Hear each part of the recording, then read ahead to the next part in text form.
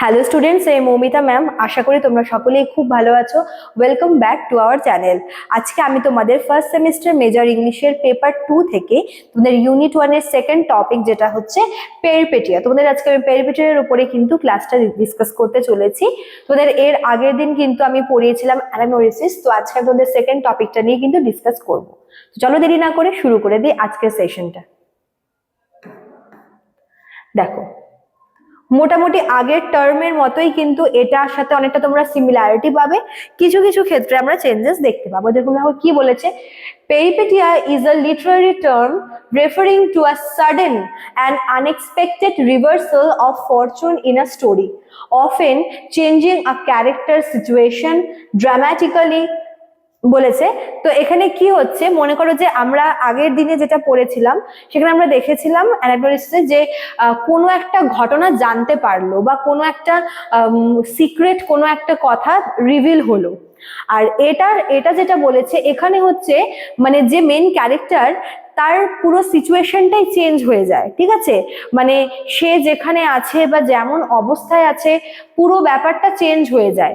যেরকম মনে করো যে কেউ হচ্ছে রিচ থেকে পুয়ার হয়ে গেল, বা মনে করো যে কারোর কাছে হচ্ছে তার কোনো একটা মিস্টেকের জন্য তার কাছ থেকে কেউ চলে গেল এবং সে পুরোপুরি অন্য একটা রকম মানুষ হয়ে গেল বা তার অবস্থা চেঞ্জ হয়ে গেল।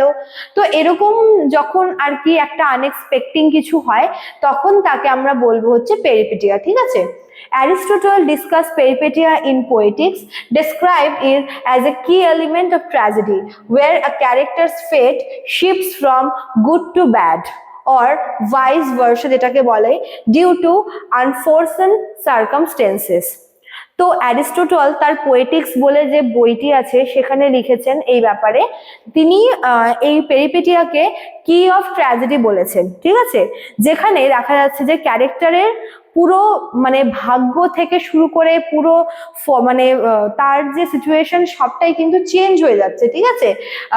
খুব মানে এরকম মানে চেঞ্জ হওয়া মানে কিন্তু খারাপ থেকে ভালো হওয়া না, ভালো থেকে খারাপ হওয়া। মানে সে মনে করো একভাবে আছে, হ্যাঁ, হঠাৎ করে তার জীবনে এরকম আনএক্সপেক্টিং কিছু হলো যার জন্য কি তার অবস্থা মানে সে যে অবস্থায় আছে তার থেকে তার অবস্থা আরো খারাপ হয়ে গেল বা তার ডাউনফলের দিকে সে চলে যাচ্ছে।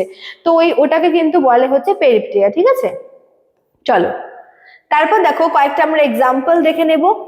কি বলেছে, a classic example is in Oedipus Rex. তো ইডিপাসের যে গল্পটা আছে সেটা হচ্ছে বলতে পারো যে এই পেরিপেটিয়ার হচ্ছে একটা ইম্পর্টেন্ট এক্সাম্পল।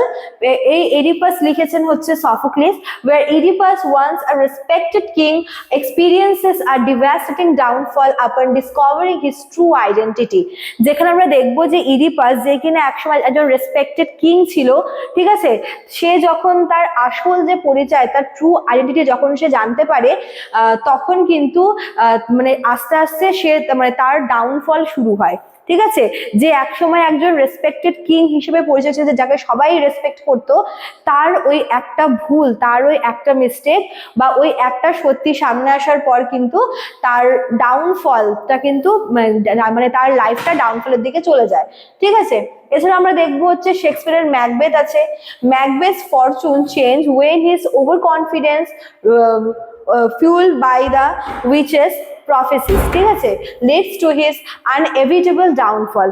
তো শেক্সপিয়ারের ম্যাকবেথে আমরা দেখবো যে যেখানে ম্যাকবেথের মধ্যে দেখো যে প্রচন্ড পরিমাণে হচ্ছে তার মধ্যে ওভার কনফিডেন্স চলে আসে এবং তার জন্য কিন্তু তার এই ওভার কনফিডেন্সের জন্য কিন্তু সে ওই উইচগুলোর কথা বিশ্বাস করে, ওই উইচগুলোর যে প্রফেসি সেগুলোতে বিশ্বাস করে এবং সে তার জন্যই কিন্তু তার মধ্যে একটা ওভার কনফিডেন্স চলে আসে এবং তার ডাউনফল কিন্তু শুরু হয়ে যায়, ঠিক আছে? তো এগুলো হচ্ছে মানে এই পেরিপেটিয়ার এক্সাম্পল বলতে পারো। তারপর দেখো লাস্টে কি বলেছে, peripeteia heightens tension and emotional impact, keeping the audience engaged as characters struggle against fate or their own choices, ঠিক আছে? তো পেরিপেটিয়া হচ্ছে এমন একটা মোমেন্ট যেখানে হচ্ছে ক্যারেক্টাররা বলতে পারো যে ক্যারেক্টারের মধ্যে একটা ইনার কনফ্লিক্ট শুরু হয় বা তারা হচ্ছে তাদের একটা স্ট্রাগলিং মোমেন্ট বলতে পারো, যেখানে তারা স্ট্রাগল করতে থাকে between fate and their own choice. Choices, যে নিজের যে পার্সোনাল ডিসিশন বা পার্সোনাল চয়েস একদিকে থাকে সেটা, অন্যদিকে থাকে হচ্ছে ফেট। তো এই দুটোর মধ্যে কিন্তু বলতে পারো যে সাফার করে।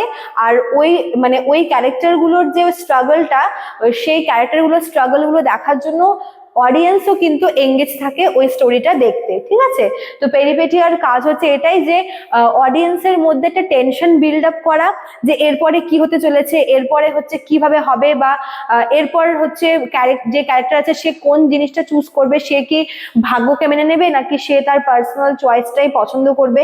তো এরকম একটা ব্যাপার হয়, ঠিক আছে। Often paired with anagnorisis, peripetia is a powerful narrative device that underscores themes of destiny, irony, and human vulnerability in literature. তো আগের দিন বলেছিলাম যে আগে যে টার্মটা পড়েছিলাম অ্যানাগনোরিসিস, তার সাথে কিন্তু পেরিপেটিয়ার একটা হচ্ছে মিল রয়েছে, কিন্তু দুটোর মধ্যে কিন্তু আবার পার্থক্য আমরা দেখতে পাই, ঠিক আছে। আর অ্যানাগনোরিসিসের পাশাপাশি পেরিপেটিয়াও কিন্তু লিটারেচারে বলতে পারে যে এই যে theme of identity, theme of self identity, theme of destiny, theme of irony, এই বিষয়টাকে কিন্তু এনহ্যান্স করে, ঠিক আছে।